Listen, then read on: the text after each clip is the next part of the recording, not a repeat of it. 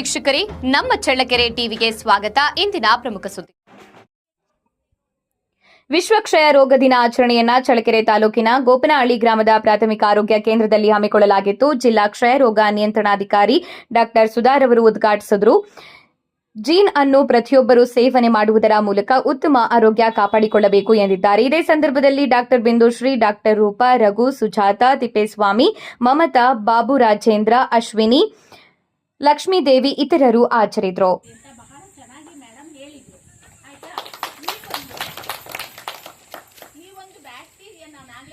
ಕಣ್ಣಿಗೆ ಕಾಣಿಸಲ್ಲ ಅಂತ, ಆದ್ರೆ ಮನುಷ್ಯ ಎಷ್ಟಿರ್ತಾನೆ ಆಲ್ರೆಡಿ ಮನುಷ್ಯನ ಅದು ಜೀವ ತೆಗೆಯುತ್ತೆ ಅಂತಂತಂದ್ರೆ ನಾವು ಅದರ ವಿರುದ್ಧ ಹೇಗೆ ಸಮರ ಸಾಧಿಸಬೇಕು, ಯಾವ ತರ ಯುದ್ಧ ಮಾಡಬೇಕು ನೀವೇ ಹೇಳ್ಕೊಳ್ಳಿ. ಅದು ಕಣ್ಣಿಗೆ ಕಾಣಿಸಲ್ಲ, ಯುದ್ಧ ಮಾಡಲ್ಲ ಅಂತಂದ್ರೆ ಎದುರ ಬದ್ರು ನಿಂತ್ಕೊಂಡು ಅದೇನು ಯುದ್ಧ ಮಾಡಲ್ಲ, ಹೌದಾ? ಹೌದೇ ಇಲ್ಲ? ಎದುರ ಭದ್ರ ವೈರಿ ಬಂದ್ರೆ ಏನ್ ಮಾಡ್ಬೋದು ನಾವು?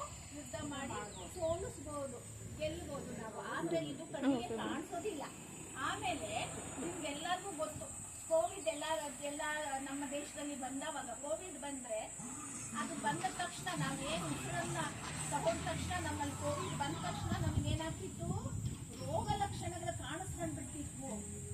ಕೆಮ್ಮು, ನೆಗಡಿ, ಜ್ವರ ಬಂದ್ಬಿಡೋದು. ಸೊ ಕೋವಿಡ್ ಬಂತು ಅಂತ ಹೇಳಿ ನಾವು ಅದಕ್ಕೇನ್ ಬೇಕೋ ಚಿಕಿತ್ಸೆಯಿಂದ ಮಾಡ್ಬೋದಾಗಿತ್ತು. ಆದ್ರೆ ಇದು ಆಗಲ್ಲ, ಗೊತ್ತಾಯ್ತಾ? ಇದು ನಾವು ಕೆಮ್ಮಿದಾಗ, ಅಕಸ್ಮಾತ್ ನಮ್ಮಲ್ಲಿ ರೋಗ ಇದೆ ಅಂತಂತಂದ್ರೆ, ನಾವು ರೋಗಿಗಳಾಗಿದ್ದೀವಿ ಅಂದ್ರೆ, ನಾವು ಕೆಮ್ಮದಾಗ, ಸೀನದಾಗ ಅದು ಗಾಳಿಯಲ್ಲಿ ಸೇರ್ಕೊಳ್ಳುತ್ತೆ ಬ್ಯಾಕ್ಟೀರಿಯಾ. ಕಣ್ಣಿಗೆ ಕಾಣಿಸಲ್ಲ, ಅದು ಯಾರಿಗೂ ಗೊತ್ತಾಗೋದಿಲ್ಲ. ಎಲ್ಲರೂ ಒಂದೇ ಗಾಳಿನೇನಾ ಉಸಿರಾಡೋದು? ಒಬ್ಬೊಬ್ರಿಗೆ ಒಂದೊಂದು ಗಾಳಿ ಇರುತ್ತಾ? ಇಲ್ಲ. ದೇವರು ಕೊಟ್ಟಿರೋದು ಪ್ರಕೃತಿಯಲ್ಲಿ ಒಂದೇ ಗಾಳಿ, ಒಂದೇ ನೀರು, ಎಲ್ಲರೂ ಅದನ್ನೇ ಬಳಸ್ತಾ ಇದೀವಿ, ಹೌದಾ ಇಲ್ಲ? ಹಾಗಾಗಿ ಅದೇನಾಗುತ್ತೆ, ದೇಹದ ಒಳಗೆ ಹೋಗ್ಬಿಡತ್ತೆ. ಹೋದ ತಕ್ಷಣ ಕೋವಿಡ್ ತರ ನಮ್ಗೆ ರೋಗ ಲಕ್ಷಣಗಳು ಕಾಣಿಸ್ತಾವ? ಇಲ್ಲ, ಅದು ಒಳಗಡೆನೇ ಇರತ್ತೆ, ಗೊತ್ತಾಯ್ತಾ?